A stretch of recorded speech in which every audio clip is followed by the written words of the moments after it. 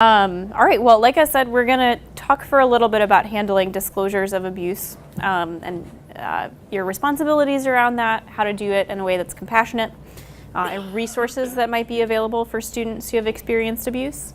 And then we'll shift into going over some more of the activities that are part of what we are giving you, and you all get a chance to review some of those up close and share them with the rest of the group. Okay, so with disclosures of abuse, I chose to focus on this as a topic that might come up because when I shadowed your sex education training, you all spent a lot of time on handling difficult questions, and that was actually on my initial outline for this training, but I know it came up last time, so I'm not going to go over that in depth today. I think the facilitator back in May did a really great job of equipping you all to kind of hear the question beneath the question when you get some of those shock value or am I normal questions. So we're going to focus on what do you do when a student comes to you and says, this is happening to me. Sometimes it can come out in class, so a student connects what they are learning about with their own experience and maybe they start to share it.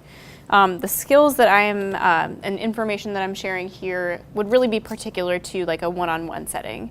So whenever possible, if a student begins to talk about an experience that they have had in class, you might want to try to follow up with them afterwards or direct them to stick around for a minute after class and discuss that further. All right, so scenario.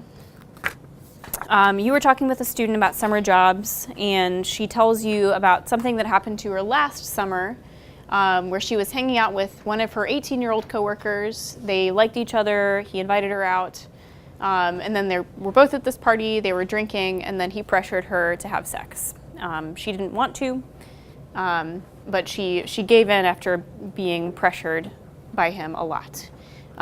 You are the first person that she has told about this. So how do you respond? As a teacher. As a teacher. What do you do? I would probably ask her first, what do you want to do with this information? What's the reason you're telling me this? That's a great way to start, yeah. What do you want me to do? How can I help you? Why are you telling me this? Have you maybe have you told anyone else? Have you sought any other help? Yeah. Okay. Other responses? There are no wrong answers at this point. I'm just kind of trying to get a sense of how you all would handle it. I would just ask how she's doing. Yeah. I mean, Yeah. mentally, physically, where's she, where's her headspace at right now?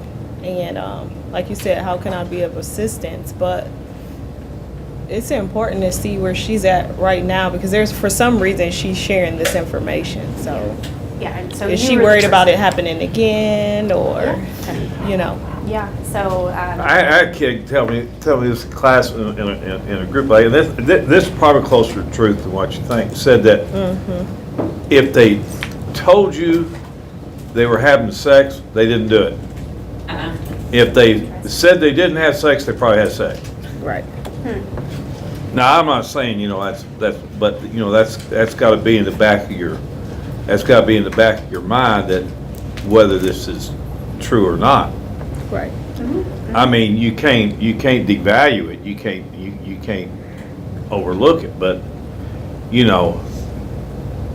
the kids' favorite thing is embellishing tales.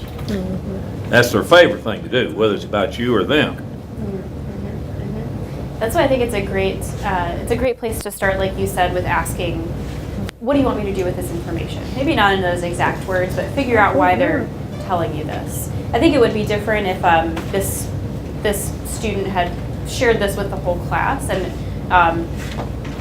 I think like the embellishment there might be more of a factor. I agree. Since this is a one-on-one disclosure, I think I agree. what they're looking for is different. Probably. So, yeah. Well, what I am glad that I am not hearing from you all is that you would make a mandatory report in this case, because this isn't really one of those cases where mandatory reporting applies. Even though it seems like and I would say is a situation of sexual coercion, mandatory reporting doesn't apply just any time a minor tells us about a sexual experience that they've had. So this is a very confidential piece of information that she has shared. You are the trusted adult that she has gone to with this, and probably because it's memories of this encounter have come up for her in the context of what you've been discussing in class. So it seems to me like she is seeking some information about, is this situation that happened to me normal? Is it okay that I feel like I'm being affected by this even now, even though it happened a year ago and maybe seemed kind of minor? So you could be asking her as well, like, is what happened affecting you in some negative way? Do you feel like it's interfering in your life? We've talked about this. What do you think the student is thinking and feeling in this moment? What do you think has been going through her head before she decided to come to you with this information?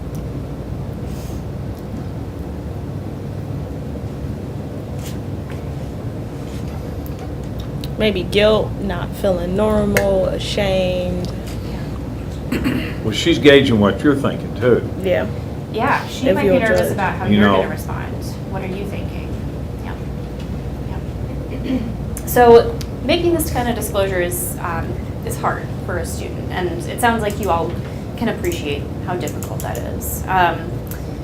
But yeah, it can be scary when you're in this kind of situation as a student, as the person with less power in this situation. Mm-hmm. So our response as instructors really matters. I liked that I heard from question. What makes this case not reported? The age of the perpetrator. Yeah. And being in Kentucky. Yes, and That's here true. in Kentucky. That's a joke. Yeah, so age of True consent in statement. Kentucky is 16. Yeah. Someone's under 16, and someone older than 21 is having sex with them. That's right. That is considered statutory rape. This case of, this is an age differential as well, and a power differential. So the 18-year-old and the 16-year-old are on different terms. The 18-year-old has access to more opportunities and just from a legal standpoint more power than the 16-year-old. So that's one of the reasons why I'm terming this coercion, is because he does have more power over her, and then there was actual coercion in the moment. But it doesn't fall within that statutory category. So, say that again, because I was aware that it's 21 For someone under 16. for someone under 16. Okay, it's not, because they always want to throw 18. Yeah. And if you're over 16, then it could be what? Do you know, Megan? I don't. I was actually just looking that up. Yeah. I'm trying to look that up because I don't know. I think the legal guidance on that is kind of a gray area. I think it is. I think for you all as instructors, so we don't want to use like fear-based tactics around this, but I think it is a conversation worth having with your students of, okay, maybe you are 16 and a 21-year-old thinks that they're sexually interested in you. It, I guess, is within your rights in that case to be in that kind of relationship, but think about the power differential, right? Why is this 21-year-old not interested in people their own age? Why are they looking for you? And that can be really, really hard for a teenager to wrap their head around, because from their perspective, it's, oh, this older person thinks I'm cool and I'm getting attention from this older person. But they need to be thinking about, how might this person use that against me, use that age difference against you? Yeah. Any conclusions, Megan? Not yet. I'm sorry. We will, thank you for I don't wanna researching give that. false information. Yeah, we'll continue researching and let you all know. In any case, when a student comes to you with this kind of disclosure, what I heard from you all was that you would give space to that, right? You would do some validation around how hard it can be to make that kind of disclosure. And that's really, I can't give you an exact script for doing that, but that's really the most important first step, is just to let that student know, thank you for telling me this, like thank you for viewing me as someone who can help you, and that establishes that rapport and trust that we want to preserve. Okay. and then asking some questions and giving choices about how to proceed. If this is a mandatory reported case, so the scenario we were discussing is not, but if it is a mandatory reporting scenario, you know, they don't really have a choice in whether a report is filed, but you can frame that as a choice. Like, would you like to notify your caregivers? Would you like to notify your parents? Things like that.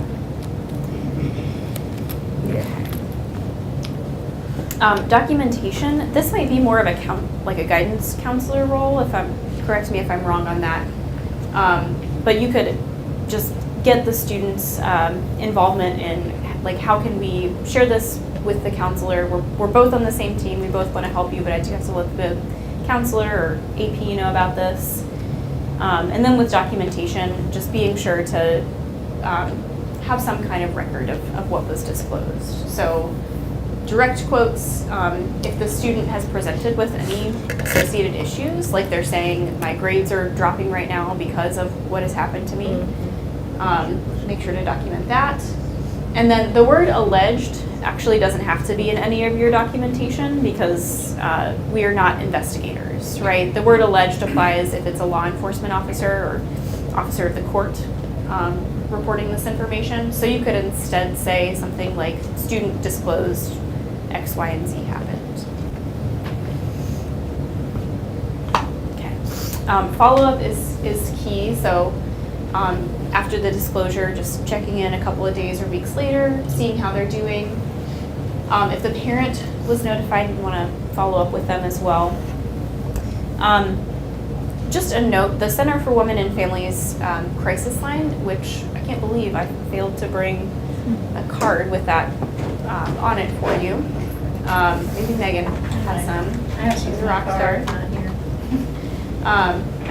So our 24/7 crisis line is available to anyone. So a student who is needing to talk to someone about a sexual experience that they've had that was unhealthy or an unhealthy relationship, they can call us anytime.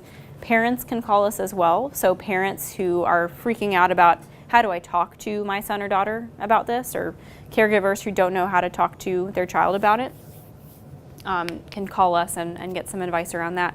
And you all as professionals as well can call and ask us, like, how do I handle this situation, or what services would you have available for this student? I believe I found the answer to her question. Yeah. You want the answer? Or do Well, you I'm say? glad I found it. Okay, me too. You go. well, No, you do it. So if they're 16 or less, then it would be considered a third degree rape. But if What age? I'm sorry, let me be clear. Okay, if the offender is 21 years or older and the victim is less than 16 years old, it's only considered third degree rape. So I'm pretty sure with this, you have to infer that if it's 16 and older, if the person is 16 and older, regardless of the offender's age, it will be charged as first degree rape. And So the way this reads too is that we're really only talking about the ages 14 and 15, Yeah. because if they're under 14, it's going to be statute. It's going to be statutory. So it'll be yes. statutory rape. So it's really just for those two ages there, 14 and 15, because at 16 you can give consent. Yeah. So a 16-year-old can have sex with anyone 16 or over. Yes. So again, it's I'm not saying that the law is right, but it is the law, and our role is to educate students on how to exercise good judgment when they are in those situations where someone older might be swooping in on them. What you guys are saying is if the two kids were together and one's 16 and one's 14, then it's third degree. What you're reading? No, I think I'm pretty sure if they're 16 and 14, nobody's going to say anything. If there is evidence that it was a consensual encounter. Consensual. Yeah, They're Yeah. not gonna- But like if it was, say that it was a 16-year-old and a 21-year-old, which is what they're saying, yes, it would be statutory. Yeah. And it gets a little dodgy anyway to talk about what charges might be filed, because in any case, whether charges are filed, and that they were going to do that investigation, and the police will have a say in what charges. Yeah, so That's what they use. I'd be afraid for us to label it too much. Yeah.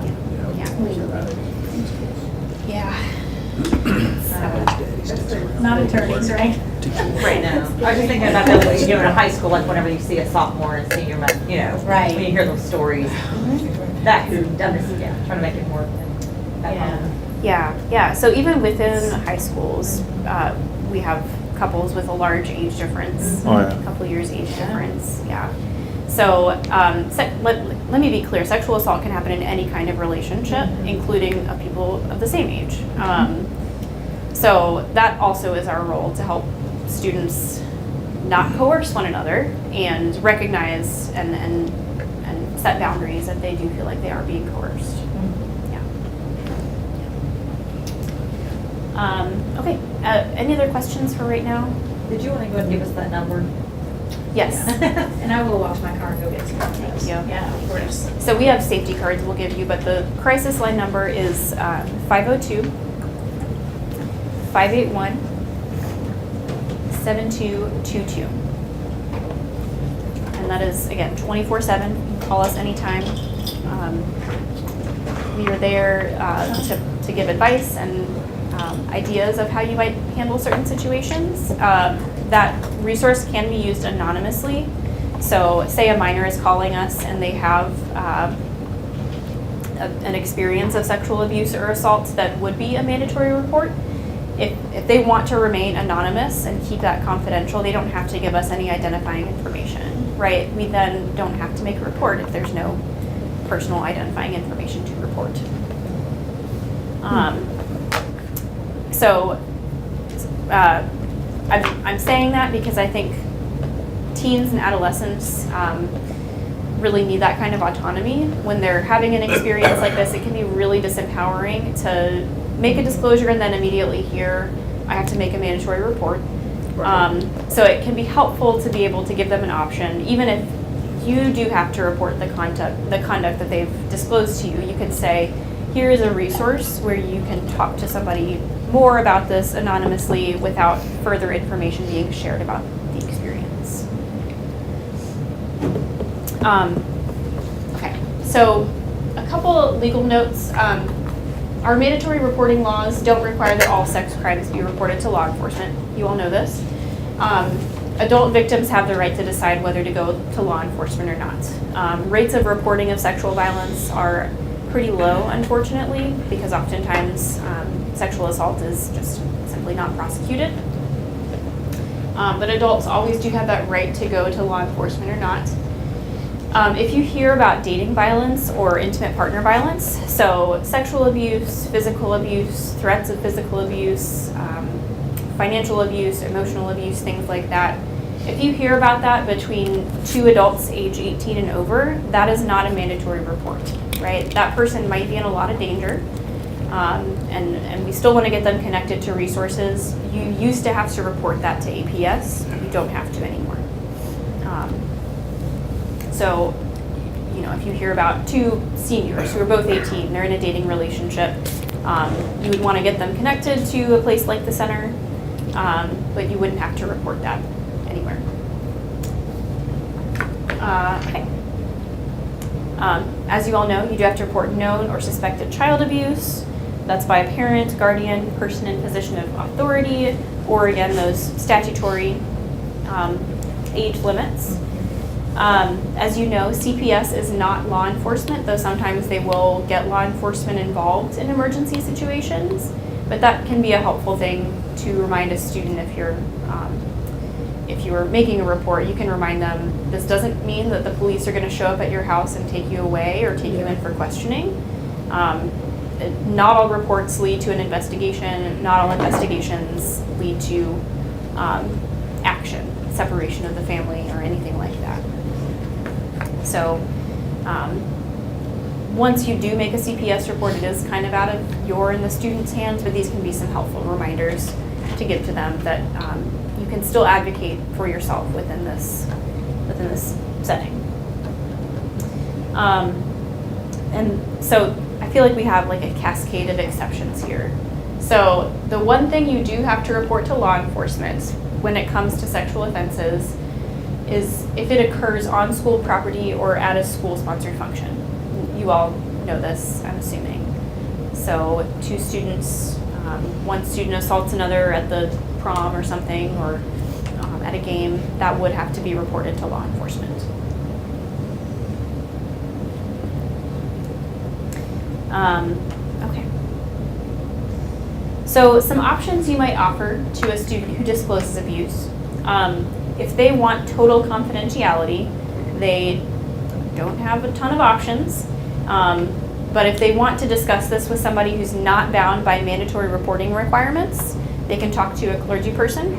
Clergy penitent privilege applies. So just the leader of their faith community, if they have one, or a faith community.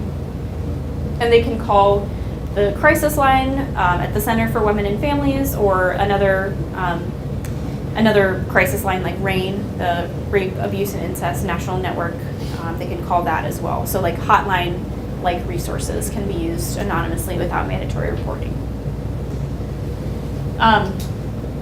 If they do give us their name and they call the center's crisis line, mandatory reporting will apply. So just something to keep in mind. We do offer free one-on-one therapy for sexual assault survivors at the center. We do offer that to people 14 and up if they have parental permission or a caregiver's permission. And they can come to support groups as well. So maybe they don't want the one-on-one therapy, but they want to talk with other survivors or connect with other survivors. We do have that available. And then places like Centerstone or other private mental health services could be a resource. Okay.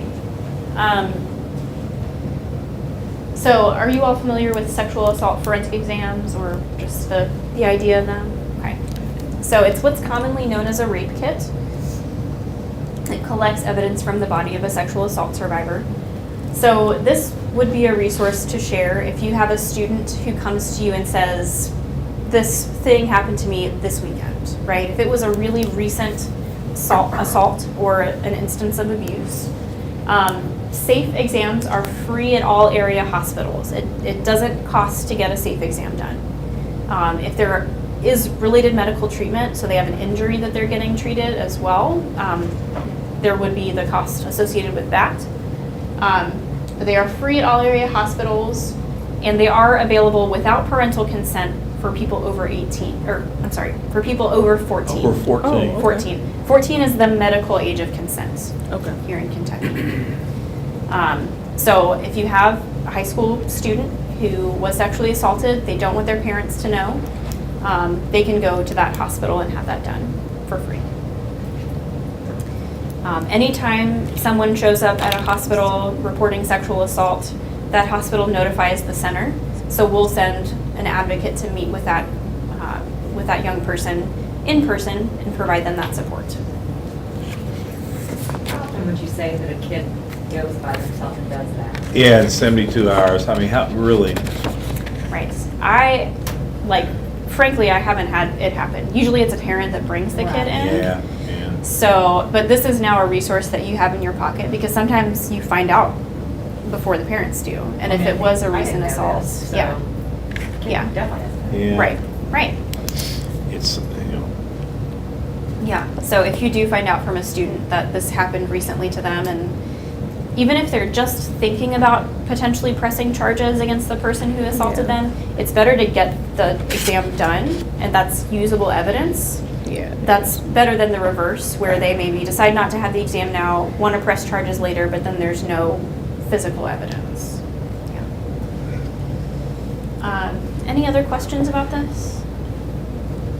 This is really technical stuff that I don't think will come up that often, but it's just resources that I want you to have in case a student does report this.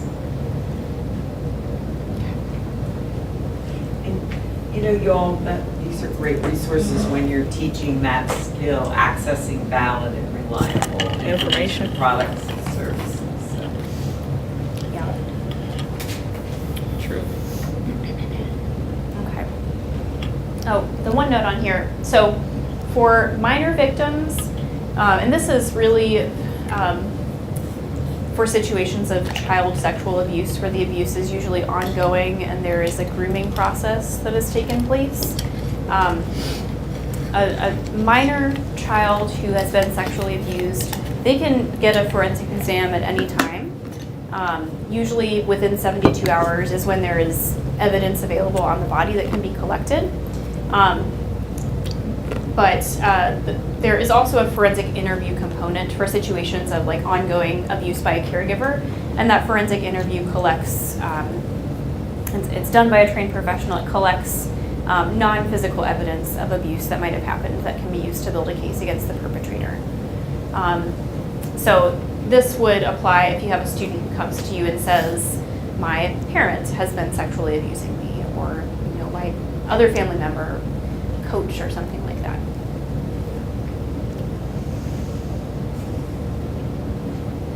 I apologize that my text is running off the slide a little bit.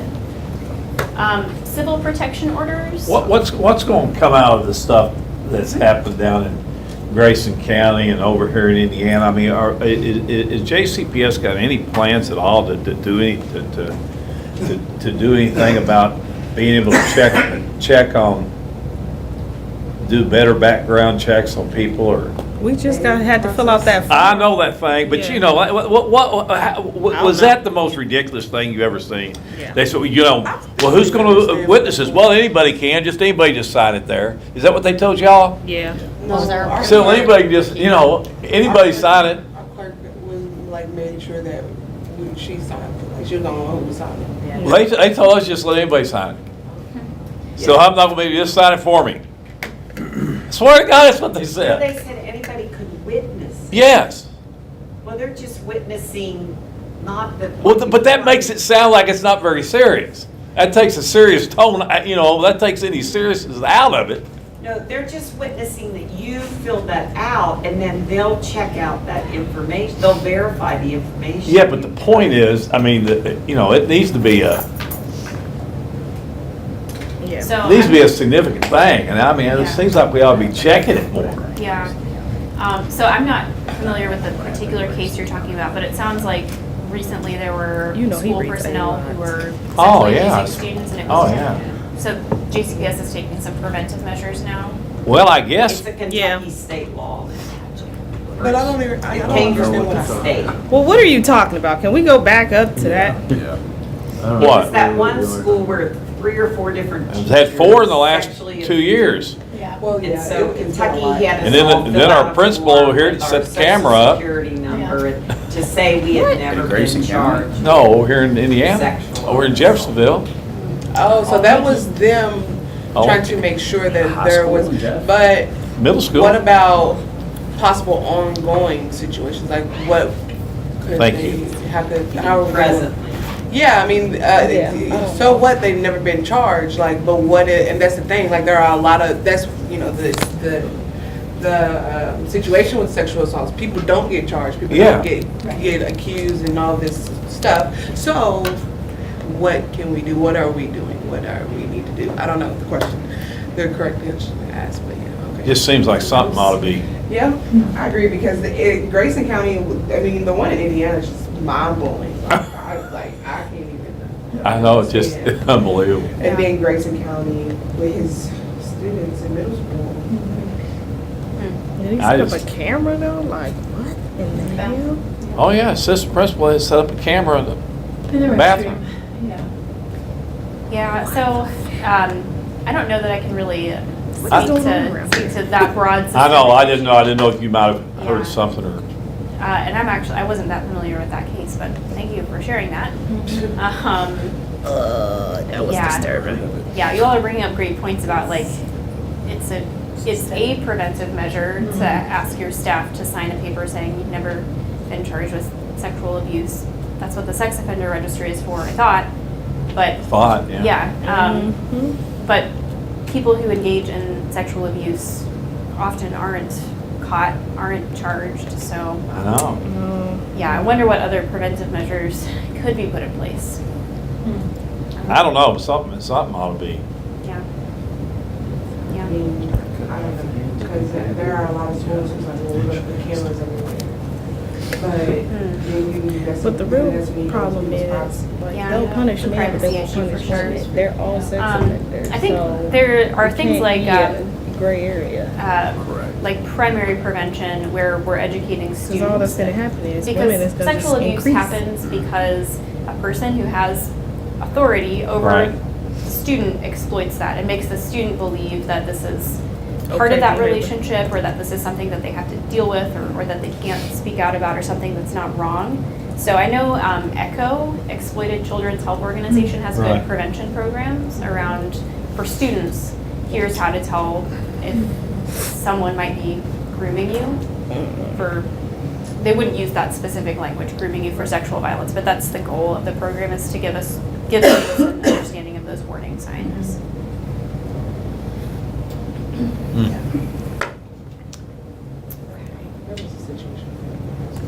Good question though, thank you. Any other questions right now?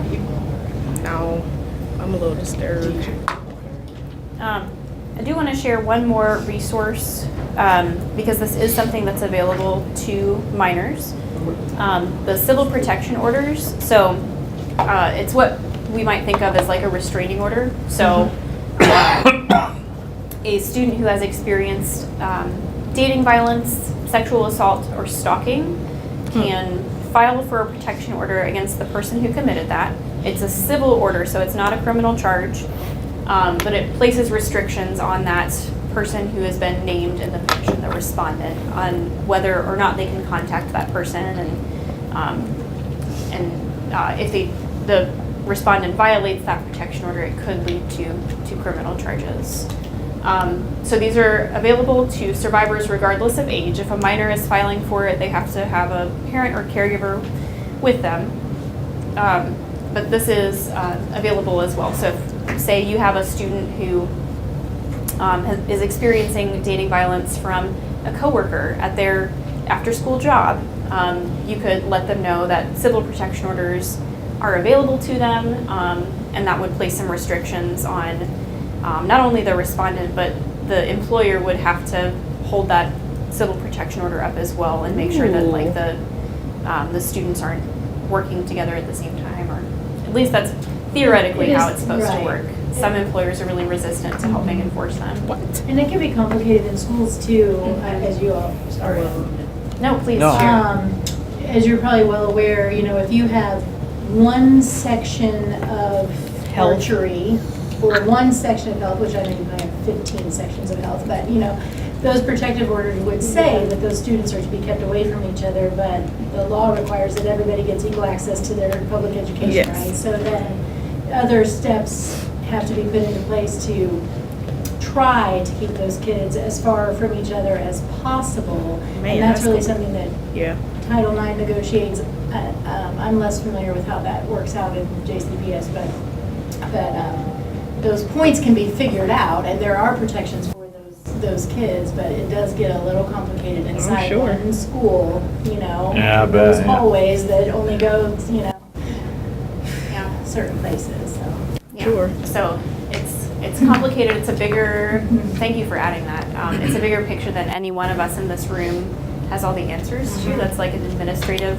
We had one that should have had to ride a separate bus Yes. because of, Those accommodate. Yes, And, they were- and students are, what I find is that students don't even know, and their parents don't know, or their guardians don't know that they can ask for accommodations like that. And sometimes schools aren't as aware of it either, you know, but things can be, yeah, different buses, different schedules, dismissing from a class 5 minutes earlier, having someone always with them in the hallways, or that's off the top of my head, you know, things that can be done to alleviate some of that trauma. And those accommodations could maybe take place even without a protection order. Absolutely. Right. Yeah. And again, yeah, so that was my previous work with, is in Title IX, so going around and making sure that schools do know that kids can ask for that stuff without even having the protection order. That's Sure. cool. Yeah.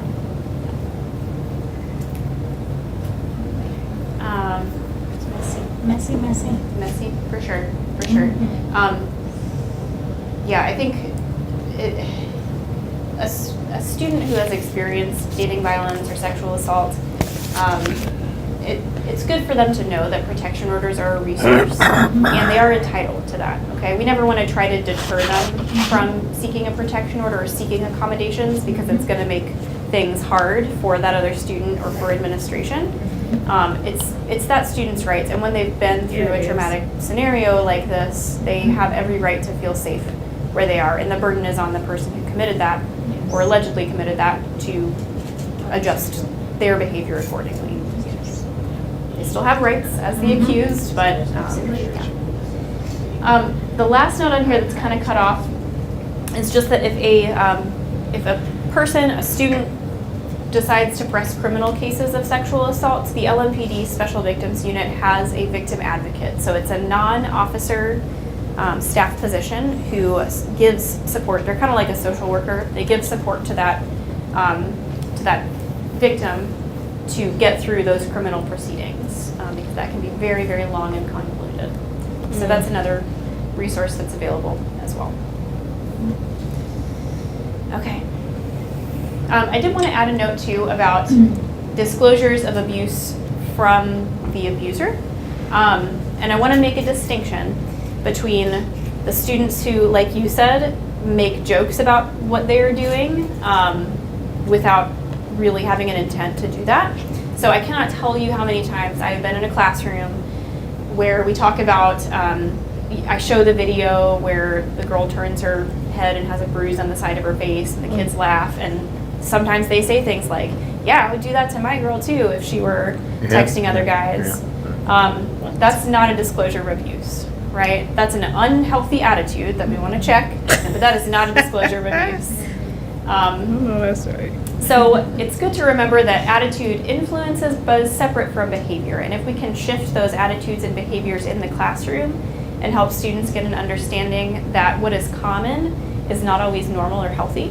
What you think, what you say, what your role models or what adults are doing and saying to each other, that's not always the healthiest thing. And it's okay to distinguish between, yeah, everybody else is doing this, but it doesn't mean that it is going to work for you or that you have to do it.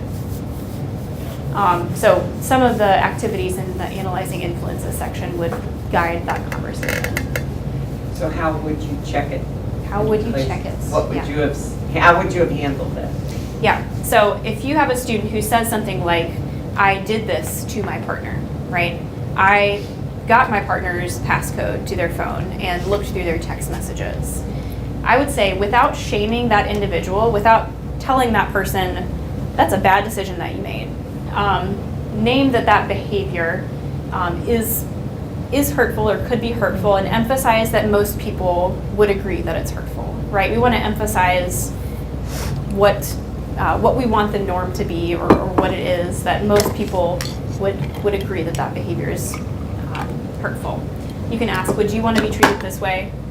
And if it's really serious, if they are seeming like they're engaging in a pattern of harmful things, ask a counselor to check in with them, and or you could check in with that person's partner and say, just want to make sure you're doing all right. Right. How would you handle the previous thing you said where somebody said, yeah, my partner, I bruise her too or whatever? Mm-hmm. Well, I have some thoughts on that. I wonder how you all would respond. So you're showing the video, there's a young woman with a bruise on her face in there, and your student says something like that. Like, yeah, I would hit her too. How would you respond? Maybe we would start asking, how would their peers respond to this situation? How do they feel about his comment? And then we'll talk about what's healthy and what's not healthy. I mean, What the peers, What would your peers say? what the peers do that Yeah. call responding. Mhm. Responsible. Yeah. Sometimes that can get difficult if their It peers is. are saying the same thing, or they're, encouraging them and egging them on with laughing at their comments. Sometimes their parents are not in a healthy relationship, so that's where they learned that idea or attitude. But I do think knowing your audience and yes. maybe it's not their parents who would find that behavior unacceptable, but it is their grandmother, right? What would your grandma say if she knew that you were treating your parent or your partner this way? or their coach. Yep, Or your whatever coach. teacher that you know they really respect. So identify, Sure. yeah, who is a respected role model. Sometimes, you know, I know I said like fear tactics are not super sorry. effective, but you might say something like, you know, if you treat another person that way, there could be really serious legal consequences for you. They're, you know, may experience criminal charges and wind up in a jail situation. Yeah. Just Yeah. please excuse his behavior. Sometimes an inept mind makes a clumsy way to exert itself. So that's my use of my say. All right. Can you say that phrase again? Inept minds. The inept mind makes a clumsy approach to assert itself. Makes a clumsy approach to a And they're like this, Yeah, huh? that's right. You- They're too busy trying to like Yeah, Yeah, they're spell too it. Go look busy. up some of those words in the dictionary. Yeah. I mean, I think that's another tactic too, though, is like Sarcasm really works. sarcasm, It works. or just appealing to their better self. Like, Yeah. is this really who you Really? want other people to see Yeah. you? At least we being? got you labeled. We don't have to put that sign around you. Yeah. Like, do you want to walk around with that sign of I? We hate don't have people to. You already for the confirmed who rest of you your are. life? You know. Yeah. We have waste time on that sign for you. I mean, I'm bad on, sometimes, you know, our personalities just come out, but I'll just always jokingly say, hey, girlfriends, make sure that you're not There you dating go. him, or make Yeah. sure your friends aren't dating him, right? And they're all like, oh, you know. Yeah. And then I'll say, I'm just kidding, but, you know, you call them out in a very Joking, non-joking manner. not You joking. block it. Yeah. Block it. Yeah. More than just the blocking, right? Something block. As they like to say. These are good suggestions, and this is something that I'm really personally still working on, is how do I address that when it comes up in a classroom. But this is what I found that works, especially the emphasizing the norm, like the actual norm, not the perceived norm. So there's a lot of research around like a larger number of people believe that other people would commit sexual assault versus the percentage of people who actually commit sexual assault. There's a really large disparity in that.